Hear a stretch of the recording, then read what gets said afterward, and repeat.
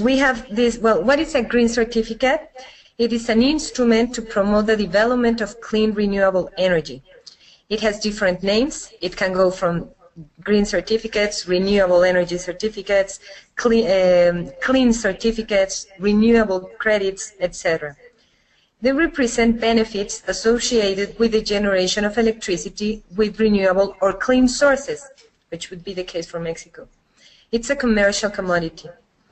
The support system of renewable energy is characterized by the legal requirement to consumers, suppliers, or generators of electricity as appropriate of the requirement that a certain percentage of fee, generally increasing over time, of its supplier of electricity production is from any renewable source. The green certificate sense, the main idea is to separate the physical flow of electricity of its environmental benefits, create a commercial market where the green certificates can be traded apart from the supply and the demand of electricity, given flexibility allowing the green generators easily approach the green consumers. The green certificates can be generated and traded anywhere in the world where there is demand. The price of the green certificate will be determined, first of all, by the fee that will be legally fixed or determined by the market. Of course, I'm just giving you a big introduction. The experts are here with us. We have Norma de la Salud from Mexico. She is the Deputy Director of Integration of Clean Energy in the Energy Regulatory Commission of Mexico. She's going to talk about the experience of Mexico, very new in this field. Then we're going to have Anna from Ofgem, Anna Moule from Ofgem in the United Kingdom. She's Senior Manager for Renewable Generation at Ofgem. And then we're going to have the experience of Sweden provided by Karin Whitegren, advisor to the Director General in Market Design and Technology Development. I just want to give a brief review of another introduction of international experiences. Countries choose different support mechanisms for the promotion of renewable energy sources. In Europe, there are two main tools: feed-in tariffs, either fixed price or premium over the pool, and green certificates, although public tendering, investment incentives, and tax exemptions are also applied in some countries. Green certificates, known as renewable energy certificates in the US, is a tradable commodity proving that certain electricity is generated using the renewable energy source. Green certificate schemes exist in some European countries like Belgium, Italy, Romania, and UK, and some other US states. However, the United Kingdom and Italy are moving away from the green certificates. On the other hand, since January 2012, Norway and Sweden have a common electricity certificate market which permits trading in both Swedish and Norwegian certificates. This webinar explores different experiences, and we're also going to touch Mexican new experience. Arise from the constitutional reform that happened in December of 2013, one of the major mandates of the electricity suppliers and qualified electricity market users is achieving the clean energy obligations as well as emission reductions obligations. To comply with these obligations regarding clean energy, the Power Industry Act points to clean energy certificates as its main instrument. A clean energy certificate is defined as a title issued by the Commission, Energy Regulatory Commission, that certifies the production of determined amount of electricity generated from clean energy and serves to meet the requirements associated with low centers consumption. So now we're going to have Norma de la Salud talking about more of this Mexican experience and big challenge we have. Thank you. Thank you. Well, now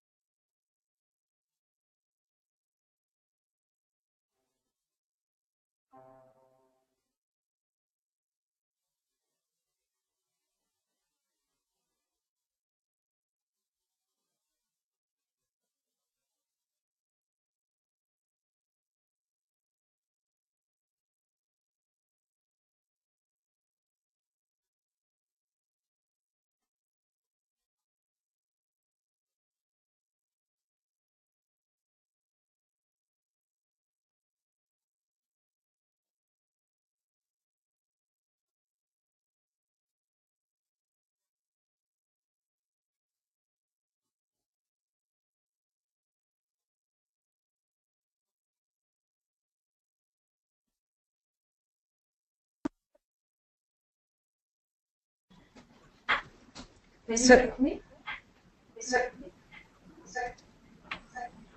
Now can you hear me? Yes. Okay. I'm gonna repeat some ideas. Well,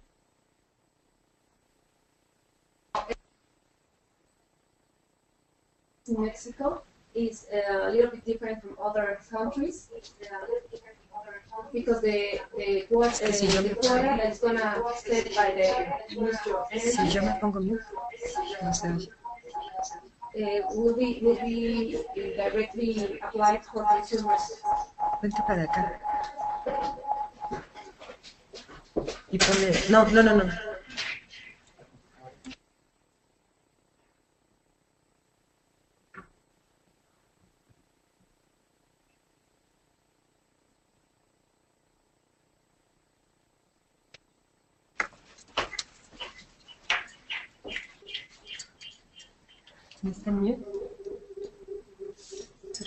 Sorry, can you hear me now?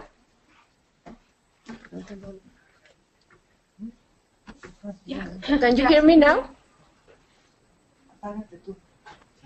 Okay. Now, can you hear me? Okay, I will tell you without any presentation, sorry for that. The clean energy certificate mechanism in Mexico.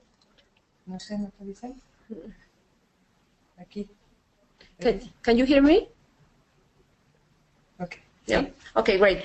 This mechanism is different from other countries because in Mexico we have created this quota that is set by the Ministry of Energy to the consumption instead of generation. The consumption has to comply with some amount of clean energy for a certain period of time, that is 3-year period compliance. This quota is set by the Ministry of Energy, and we have some roles of other actors. The ICER,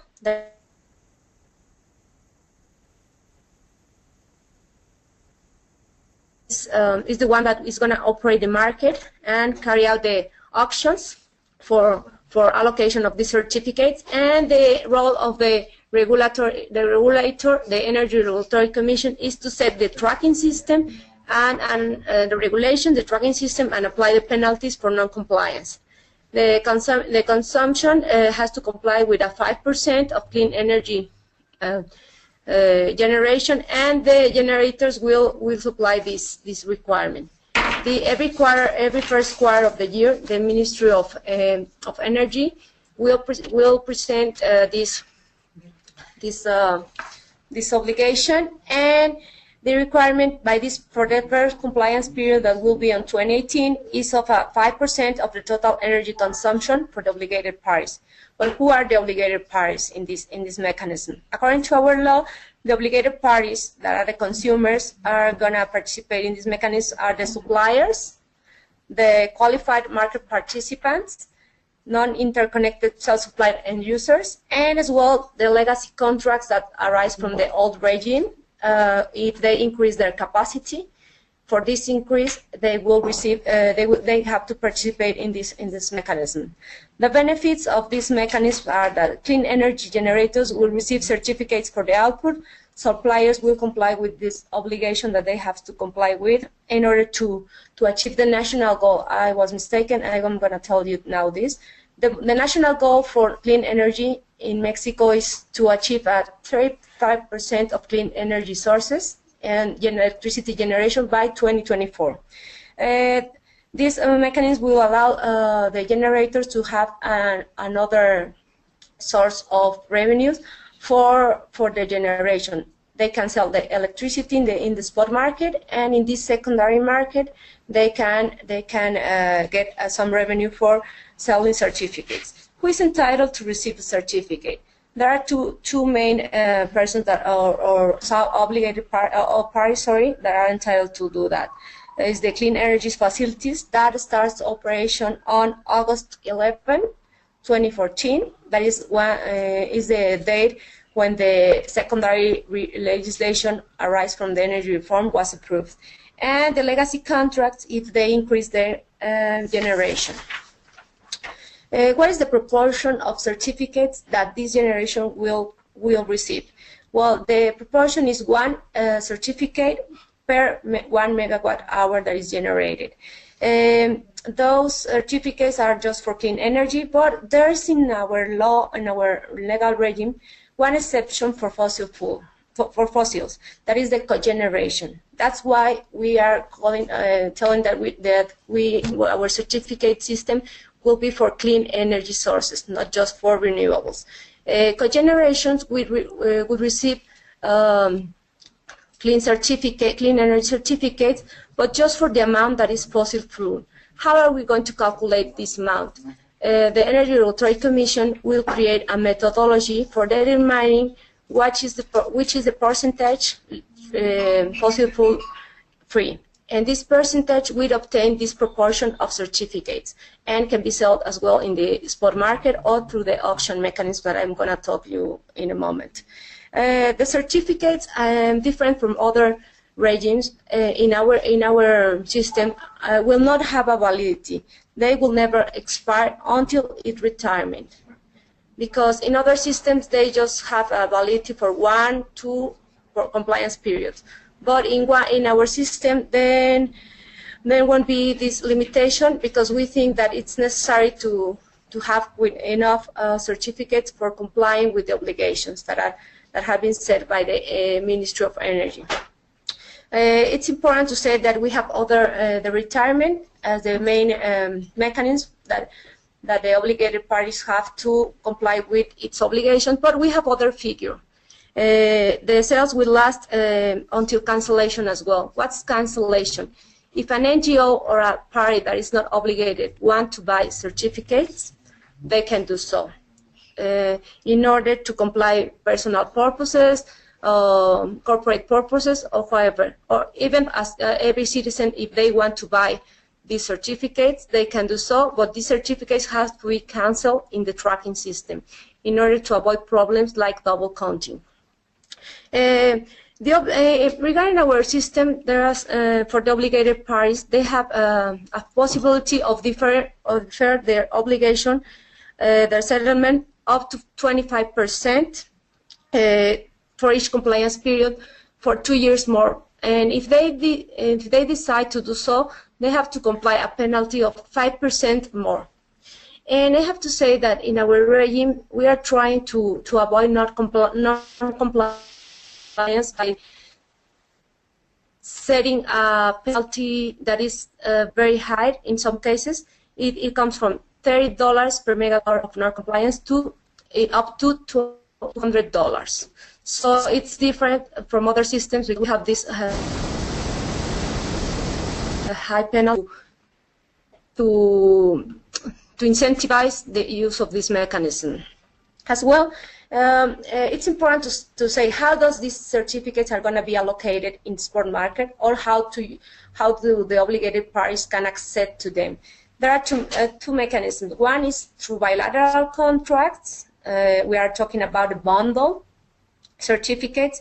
Anyone can enter into a bilateral contract, and the advantage of doing so is that the obligated parties can trade off those certificates during the validity of the contract with a fixed price. So we avoid the risk of falling down the price of the certificate.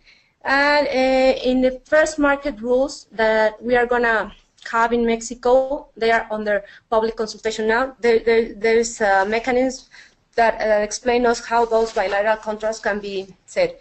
And this as well, these certificates can be allocated in the spot market, who is going to be operated by SENACE. Market participants can submit offers to buy and sell certificates at any price at any moment. And the obligated parties may not make offers in excess of the amount of shares that they have registered in the tracking system.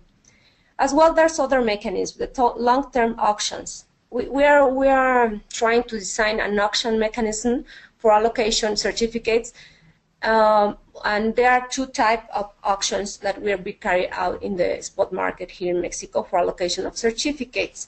The long-term auctions and the short-term one.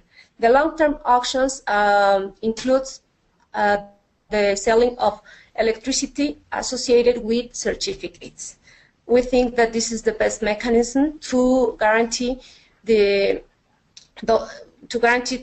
two things: the compliance for the obligated parties, and for generators, they can have a certain revenue during the length of the contract. But anyway, there's an auction that can be held just for allocating certificates without the generation. This opened the door for one thing that we are trying to establish in our regime. Distribute generation can receive certificates as well. So if you in your house has your solar panel, you can participate through an aggregator in the spot market. So these are the ways to allocate certificates, and we think that with this mechanism, Mexico will be guaranteeing revenue for generator and will have a mechanism to achieve the national ambitious goal of 35% of clean energy. This mechanism is not the only mechanism to promote renewables and clean energy sources in Mexico, but now is the main mechanism that was created, that we are creating for achieving this goal. And I have to tell you for the last comment that the first auction we are trying to make it before the market is operating, the first allocation of certificates that is going to be carried out on October this year. And the market in Mexico will be operating on January next year. Thank you for your attention.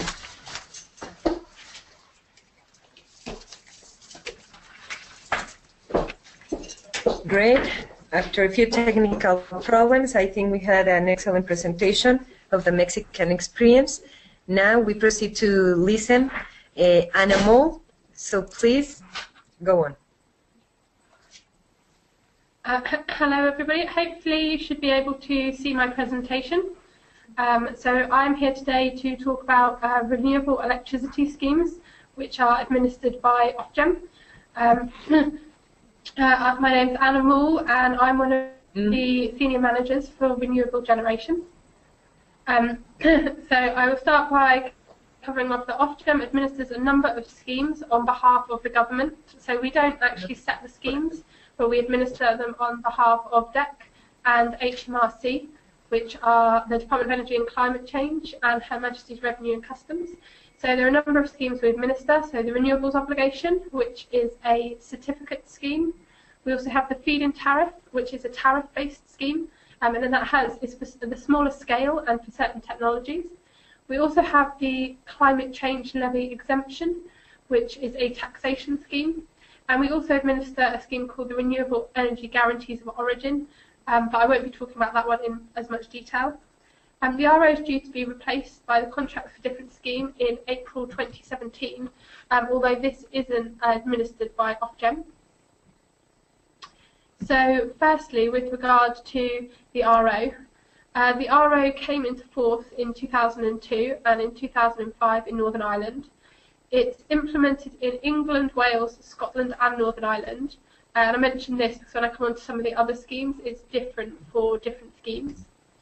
Examples of eligible technologies are wind, PV, wave, tidal, sewage gas, landfill gas. So there's various different technologies that are covered by this scheme. This banded support was introduced in 2009 and has been reviewed since then. And this looks at what level of support different technologies should get and at what times. As I mentioned earlier, the RO is due to close to new applicants from April 2017. Grace periods will be available in certain circumstances, so there are some applicants who may be able to apply after that date if they meet certain criteria. The scheme is replaced by the Contracts for Difference scheme, which, as I said, isn't something that will be administered by Ofgem, but I'll mention that briefly. And then also, at the moment, the Contracts for Difference scheme came into force in October 2014. So between October 2014 and when the RO closes in March 2017, both schemes will run alongside each other, and people will potentially have the option as to which scheme they go for. So in terms of how the RO works, DEC sets the obligation, so this is the number of ROCs per megawatt hour. The Ofgem then calculates the buyout price. Generators apply for accreditation from Ofgem. The electricity is generated and supplied throughout the year by these generators who have been accredited. And then as they supply electricity, they provide us with data, and ROCs are issued to these generators by Ofgem. ROCs are then purchased by the suppliers, and the suppliers then need to submit these back to Ofgem in order to meet their obligation, which was set by DEC. Ofgem then confirms whether the suppliers have confirmed the obligation to each individual supplier, and the number of ROCs that should be. And then at the end of the year, suppliers will submit ROCs if they have enough to meet their obligation, or they may pay a buyout payment of the equivalent value of a ROC. So the buyout price for 2015-16 will be £44.33 per ROC. Any buyout funds that are paid to Ofgem instead of ROCs will then be proportioned out. So the value is recycled and is then proportioned out to those who have presented ROCs. And at the end of the year, Ofgem produces an annual report of the scheme. So in summary, there's an obligation on suppliers. Generators will apply for accreditation to Ofgem. So that's the various different generating stations, the different technologies. They will apply on an individual basis for accreditation. They will then provide data to us on how much electricity has been supplied throughout the year, so what they've generated and how much they can claim for. We will issue them with certificates on that, and then ultimately the suppliers will purchase those certificates and submit them back to Ofgem in order to meet their obligation. And there's the feed-in tariff scheme. This was introduced in April 2010. It's for Great Britain, so this doesn't include Northern Ireland. Its aim is to promote a small-scale uptake, particularly for individuals and businesses and communities. And this is a tariff-based scheme, so those individuals who apply get accredited for their station, so their technology, so it might be PV panels on somebody's roof. They will get a fixed payment for the generation of that it's generated. They will also get an additional payment for any electricity that is exported to the grid. So as I said, the fewer technologies are eligible for this, so it's limited to wind, PV, hydro, AD, and micro CHP up to 2 kilowatts. And the maximum capacity is 5 megawatts for the other technologies. Since the scheme started in April 2010, digression has been introduced to reduce tariff levels based on deployment. So initially there were much higher tariff levels than there are now, but based on deployment, tariff levels have gradually been reduced for different technologies at different times based on that deployment. So in terms of how the scheme works, as I said, the legislation is set by DEC. There are two routes in which you can apply.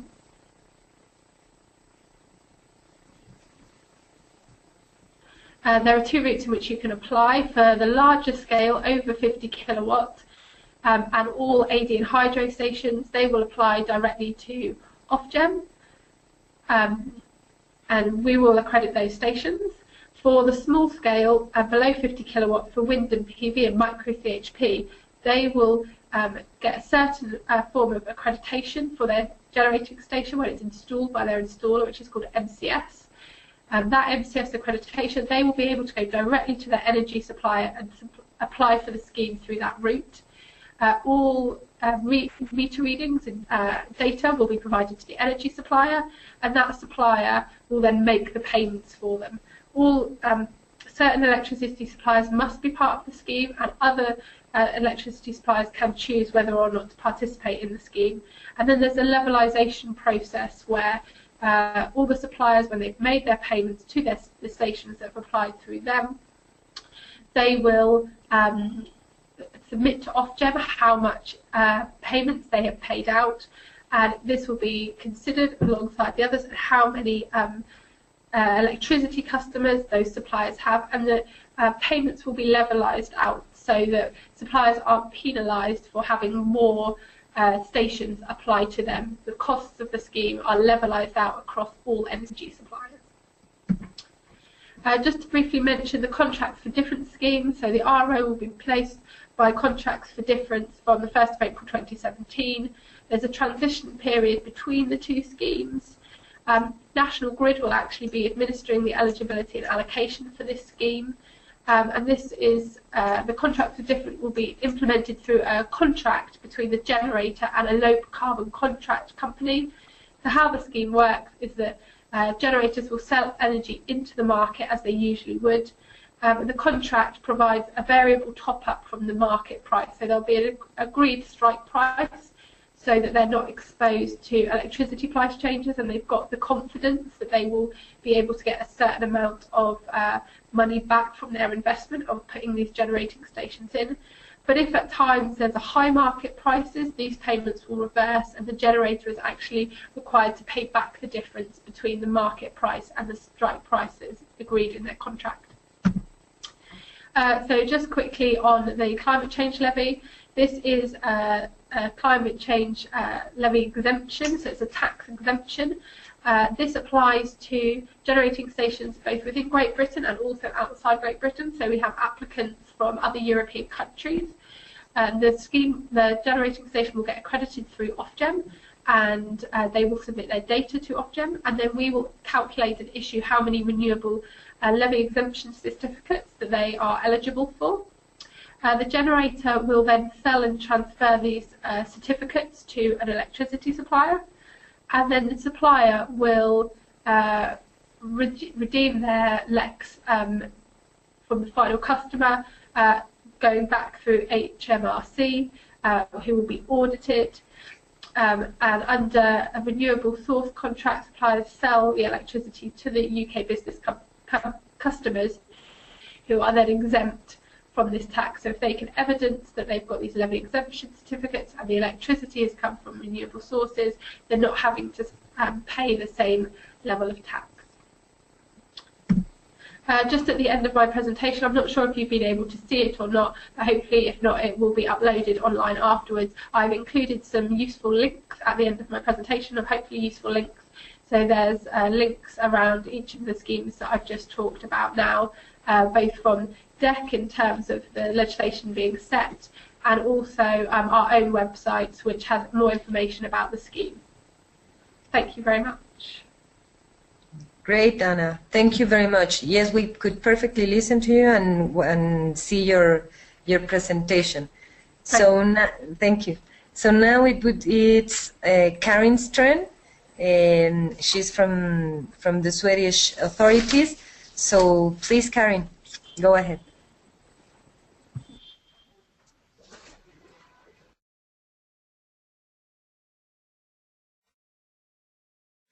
So, thank you very much. Hope you can hear me all and also see my slides. First, I would just introduce myself. Right now I'm working for the Swedish regulator, the Market Inspectorate, but I have a background working for the government, and I was actually involved when we started to develop the green certificate system in Sweden.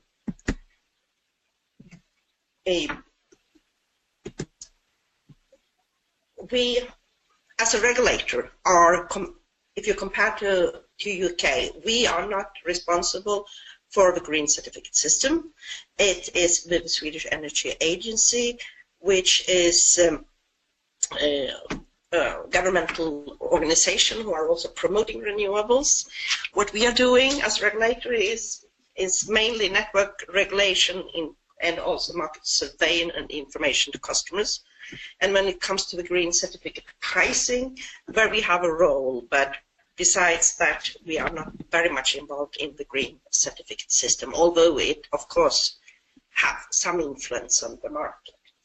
Before moving to presenting how our system works, I will just mention a little about the background when we introduced it and the policy instruments, what it's working together with. You can say that we have a tradition in Sweden to have a lot of levies on energy, and it's have a high acceptance also among consumers. We have had energy taxes since decades, carbon dioxide taxation since 1991. Also, as other European countries, we have the emission trading scheme, the EU ETS. So the green certificate system is kind of a part of these levies, and we also prefer the market-oriented system because we have a liberalized market in Sweden since a rather long time. Another issue which is important is that looking at the amount of renewables that we already have in the system, Our electricity production is around 50% already based on hydropower, large-scale hydropower. But we knew that we couldn't expand more on the large scale. All the main rivers are more or less exploited, and those who are not are protected for environmental reasons. So actually the expansion of renewables is coming from a rather high level in the electricity market and also in the heating market, where we have using a lot of biomass and bioenergies. So this is a little of a background to our system. And it's very similar to the Mexico. The basic parts of the system anyway is very similar to what you already had got presented. Our green, what we call the electricity certificate system, it was introduced already in May 2003. Then at that time when we introduced it, there was a lot of concern about price volatility and prices going down to zero. So when we started the system, there was a guaranteed certificate price, but that was expired in 2008. And then we also have expanded the market, and now we have a common market in Norway. I will get back to a little more details about that. The production which are entitled to get these renewable or electricity certificates are all, more or less all renewable sources for electricity production, except large-scale hydro. So for hydro, it's only small plants. And when we introduced the system, all previous investments aid and operational state aid was abolished. So it was really replacing all the other market support, and with intention to have a true market-based system on the market. So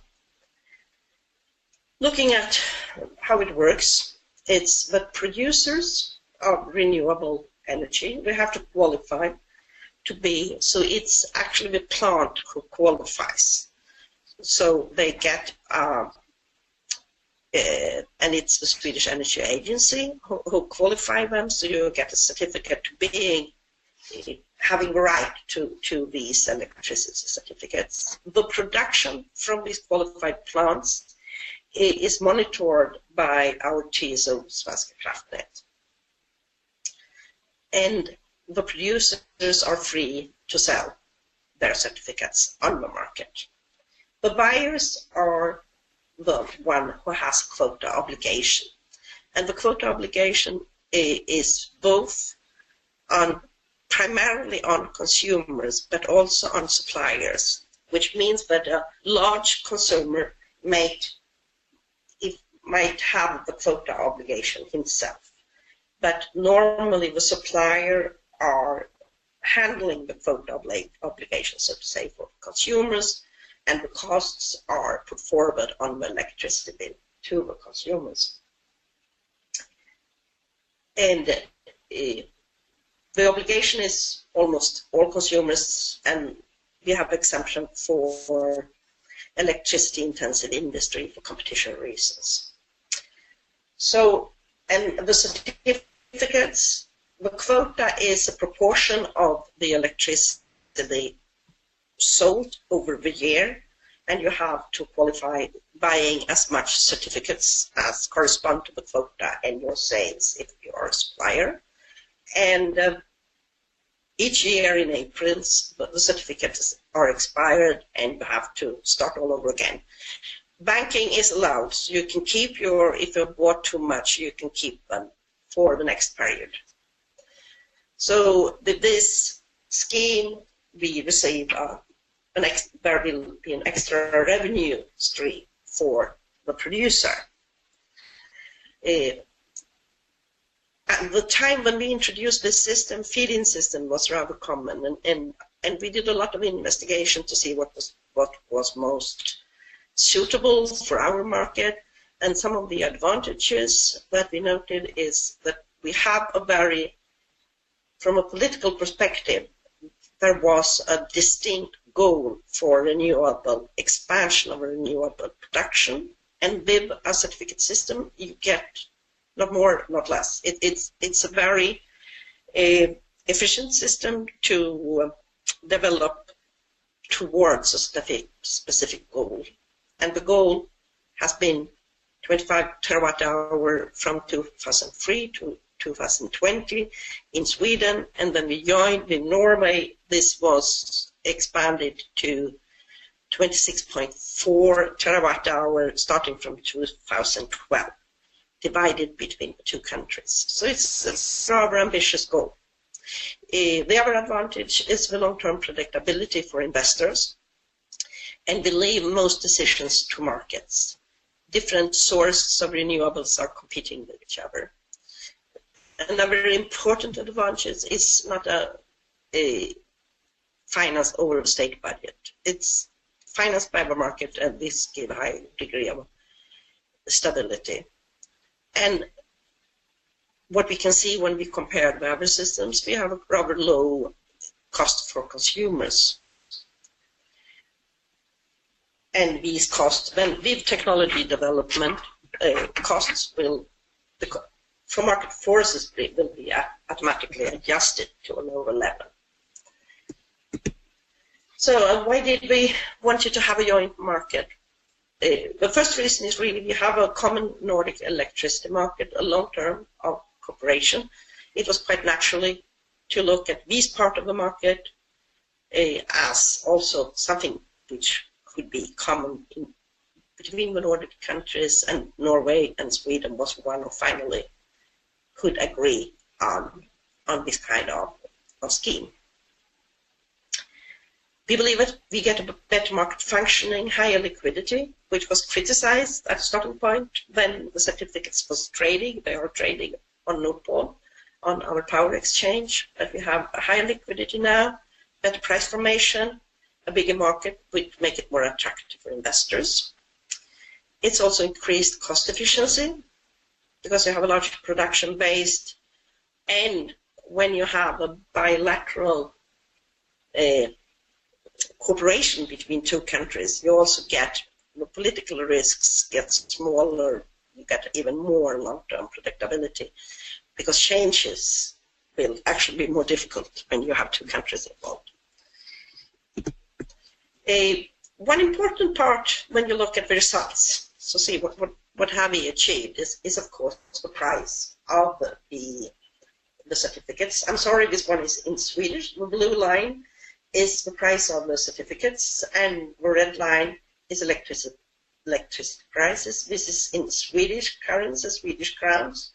But if you count very, very roughly, you can say that 100 Swedish crowns is about 10 euro. It's actually a little less, but just to give you an overview. And you can see that the volatility in electricity prices during this period since 2003 has been rather high. Part of that explanation is the large amount of hydro in the Nordic system. If it's a dry year, you get higher prices compared to a wet year. You can also see that we have some price variation that we have on the certificates, but it has still been rather stable, goes up and down. And you can also see that it doesn't follow the electricity price very tight, which is an advantage for investors, because this is the two revenue stream. If both goes up and down at the same time, if they are very correlated, it makes the situation for investors more difficult. So to sum up, we believe that the performance of the Swedish certificate market had worked rather well. We have the renewable electricity production has increased quite substantially by 240% from 2003 to 2011. That corresponds to 13% of the total Swedish electricity production, which was where the quota is today. The fulfillment of the quota has been almost 100%. If you don't deliver your certificates according to quota, you pay a punishment. But very few has paid that punishment. The quota fulfillment has been high. and also the cost for end-use consumers amounts to approximately 3 to 5% of total electricity price, which compared to other support scheme is rather cost efficient. So to sum up, we believe that this has been successful. There is also a very high political acceptance on the system. All political parties support it, and when we are changing government, you see rather small changes. Right now, they have a new government and they proposed an increased ambition level, but the main design of the systems will remain. So that was all. And thank you, and hope you could see my pictures. Perfect. Perfect. It was very, very good, the three presentations of you. Thank you very much for the PowerPoints. Norma's slides will be popped up later on, and everything will be recorded. So don't worry, Norma, all your presentation and work will be available for the interested parties. So we have one question from the audience. I think this can go directly to the three of you. I'm going to ask you for very quick questions so that we have opportunity to do more of them. Do you anticipate the green certificate schemes going away as the renewable technologies become more mature and more cost effective? And I think I'm going to give those two questions to Ana Mola and Karin, because Norma, in Mexico, we're beginning with this scheme. So please, Ana, go on. Yeah, so as I mentioned in my presentation, the RO is a certificate-based scheme, and that is due to close in 2017, and it's being replaced by a contract for difference scheme. So the contract for difference scheme came about as part of the electricity market reform. So there was a project done over here to consider what was most cost effective and what would, as alongside making sure we met our targets that we have for renewable sources. And I guess as a result of that, the fact that they are moving away from a renewable certificate scheme towards these contract schemes where it will provide security to generators to a certain, but at the same time, if it then goes above their strike price and they would be getting more than that, then they would pay back to it. So there's a bit more flexibility in the scheme rather than it just being that certificates are given out to generators. So I guess by the fact that we are moving toward, we are already kind of moving toward away from certificate schemes over here in that instance.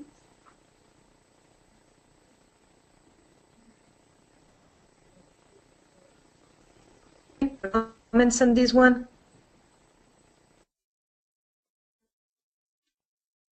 Karin, do you have something to answer to this question? Okay. Yeah, actually, when we introduced this system, it was always regarded as a system which it shouldn't be forever. It's actually because the different renewable sources are competing with each other. We believe that with enough competition and technology development, prices ought to go down, and it should more or less abolish itself.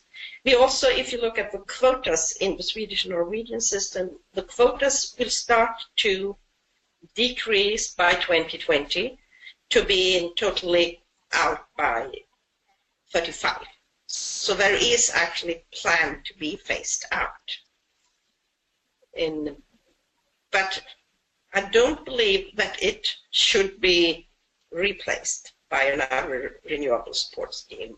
The hope is, and my personal belief is, that they will compete on their own merits by that time.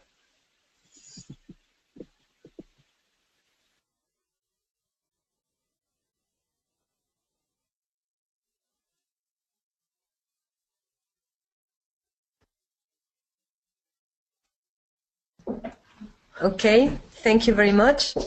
And Norma, I have two questions for you. What is the biggest challenge for the beginning of the green certificate market that you think Mexico is going to face in the coming years?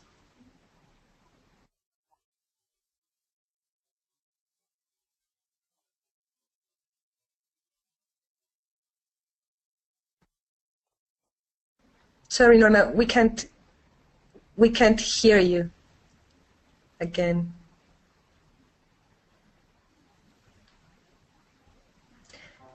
Well, no. Maybe while you make that micro work, I can go to Anna again and ask her, in the FIT scheme, why are some applicants able to apply to their energy supplier rather than having to make a direct application to Ofgem? I think you mentioned something in your presentation regarding this, but would you go again more specifically on this question, please? Yeah, so the renewables obligation was the first renewable scheme we had here for applicants to apply to Ofgem. And that was at all scales. And one of the reasons the feed-in tariff was introduced was because that was seen as quite complicated, and it was quite hard for the micro-scale generators to apply through that route. Quite a complicated process, and they were coming to Ofgem, who was not an organisation they would have worked with before.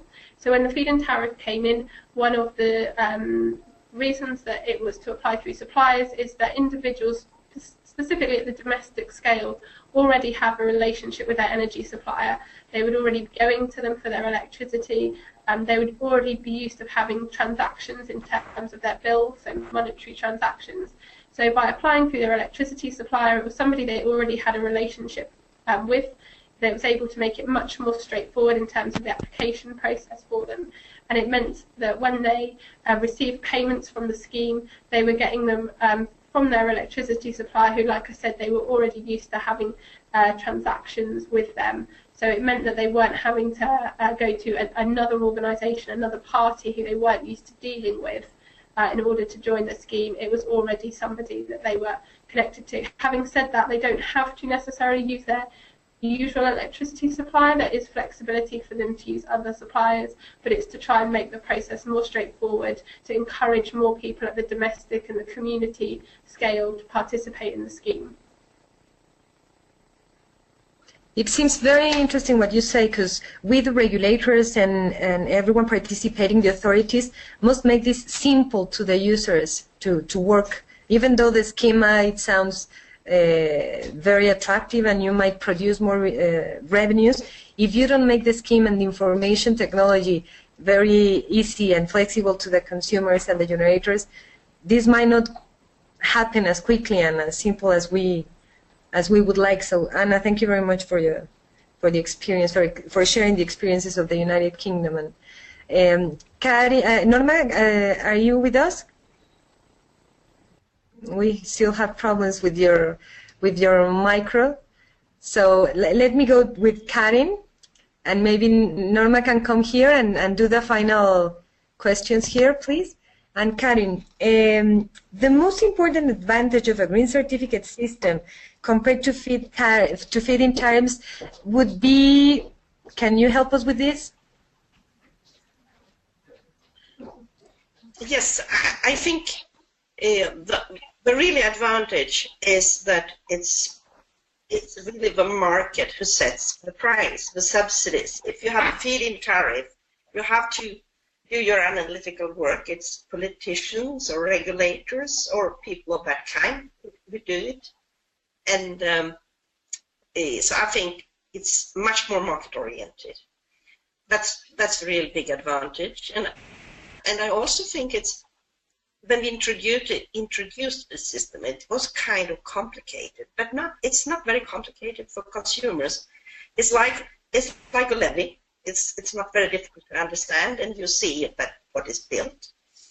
So after more than 10 years, everybody is happy. Nobody wants to change it, really.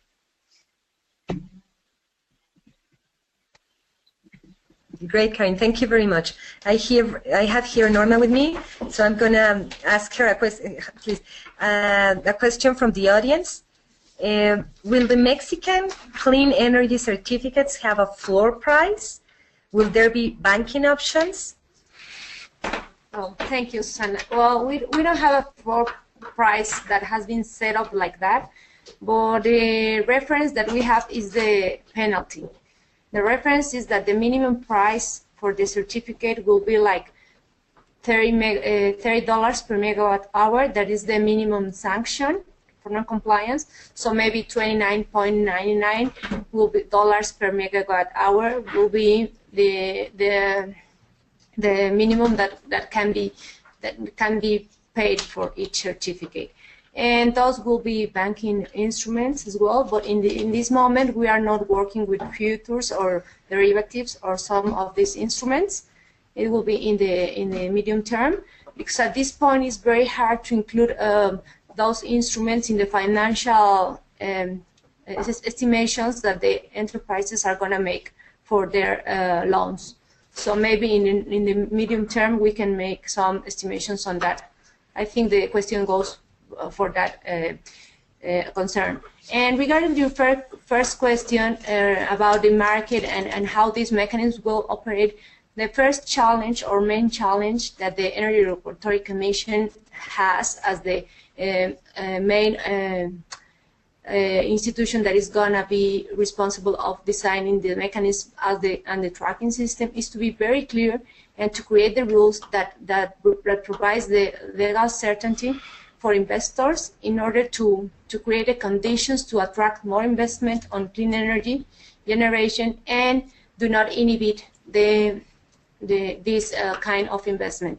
It's important to say that at this point in Mexico, we are not working on a cap and trade system for GHG emission reductions, but we are thinking that in the second compliance period after 2018, we will operate with them as well, because the cap and trade will be set, I think, in 2017. The Ministry of Environment told us, and both obligations, clean energy obligations and GHG emission reduction obligations, will be linked. At this point, we are beginning the mandate, the constitutional mandate, with clean energy obligations with this mechanism, and hopefully we can be successful in this challenge. Thank you. Great. I think it has been a very, very interesting and productive webinar. I hope it has been the same for the audience that is sharing this webinar and information with us. I just want to mention two things, two big conclusions or final considerations. I see Norway a perfect example of what Mexico wants to achieve and to accomplish, given that the main objective of this mechanism is to reduce emissions and promote investment. And Norway is a perfect example of successful of this mechanism. And UK is another perfect example of how dynamic the regulatory framework has to be to adapt to new objectives, to new government objectives and conditions of technology maturity and cost efficiency. I think we have examples of successfulness, and Mexico should follow this closely as we have so far. And I don't know, those would be my final considerations. We could go on and on with this discussion, and maybe in another time we can share a coffee in some place in the world, around the world. Thank you very much for the audience to share this with us, to connect yourselves. Please go and check the presentation of Norma, our Mexican panelist. She did a great effort to make something that might be useful to you. Thank you very much, Karen. Thank you very much, Anna. Thank you very much to ICER for making this possible. Thank you very much for Norma, who's here with me. I think this is it. Happy Thursday. And thank you. Thank you.